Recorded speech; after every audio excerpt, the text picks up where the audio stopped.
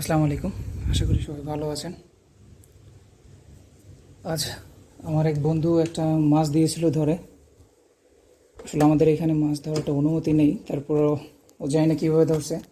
তো পরবর্তীতে ভাবলাম যে আমি একটু রান্না করি। আসলে আমি প্রফেশনাল রান্না করার মতো লোক না, তো তারপরও আজকে একটু সময় পেয়েছিলাম রান্না করার জন্য, এই কারণে চেষ্টা করছি রান্না করার। যাই হোক,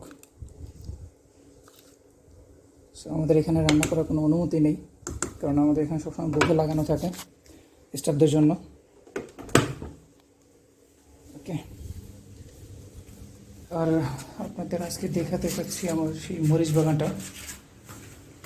অনেক বেশি আবর্জনা হয়ে গেছে, এখান থেকে পরিষ্কার করা শুরু করেছি। তো দেখতেই পাচ্ছেন কী অবস্থা হয়ে রয়েছে। তো চিন্তা করতেছি যে এই আগাছাগুলো একটু পরিষ্কার করা লাগবে।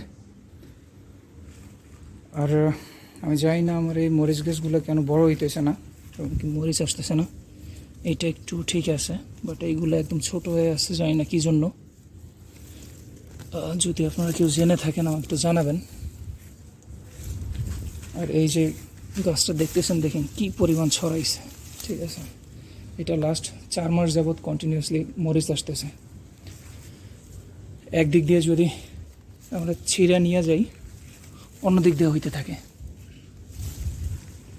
ঠিক আছে, তো দেখেন কি অবস্থা। মাশাআল্লাহ, কত সুন্দর হয়েছে দেখেন। সেদিকে দেখেন, শুধু মরিচ আর মরিচ। হ্যাঁ, এই যে দেখেন আবার ফুল আসা শুরু করে দিছে। একদিক দিয়ে হইতে থাকে আর একদিক দিয়ে ফুল আসতে থাকে। আমি যখন লাস্ট সময় ভ্যাকেশনে গিয়েছিলাম, তখন কিছু মরিচ বাড়িতে নিয়ে গেছি। সো ওখান থেকে 2টা 4টা সম্ভবত করতে পারছে আমার বাড়ির লোকেরা। বাট এই বছর আর নিব না, কারণ এইটা একটা রিস্ক। কোনো কাঁচা জিনিস এইভাবে নেওয়াটা এয়ারপোর্টে সম্ভবত অ্যালাউড না, কিন্তু জানি না। আমি লাস্ট টাইম একটু ভয়ে ছিলাম আসলে, তারপরে যে নিতে পারছি সেটাই ভালো। এগুলোর মধ্যে খুব সুন্দর হয়েছে। এইগুলো একদম পরিষ্কার করে দেওয়া লাগবে। সত্যি অবস্থাটা একটু বেশি খারাপ হয়ে গেছে। আর এই জায়গাটা এগুলো উঠে ফেলাইব সব কিছু। এই জায়গায় আমার এটাকে দুন্দুল না ঝিঙ্গা বলে আমি জানি না, ঠিক আছে, সঠিক নাম জানি না। তো এটার এক পিস আমি পাওয়ার পরে এখানে রেখে দিয়েছিলাম এইতে রোদ্রে। পরবর্তীতে যখন এই দানাটা শুকিয়ে গেছে তখন এখানে লাগিয়ে দিয়েছিলাম। তো দেখেন কত সুন্দর হয়েছে। তো এইটাই এখানে লাগাবো। ঠিক আছে, অনেক সুন্দর হয়েছে এই গাছগুলা, চারাগুলা। এটাই আজকে এখানে লাগাবো।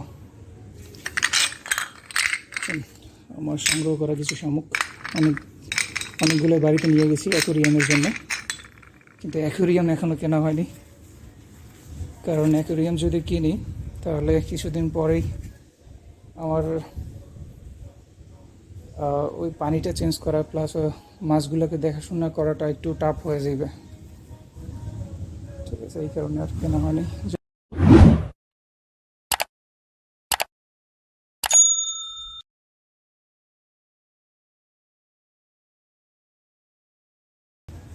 এই সাইডে দেখতে পাচ্ছেন যে কলমি শাকগুলো একবার খাওয়া হয়েছে অলরেডি। এসে দেখেন এখান থেকে খাওয়া হয়েছে, কিন্তু আবার সুন্দরভাবে হইতেছে। তো এই সাইডটাও কিছুটা পরিষ্কার করব।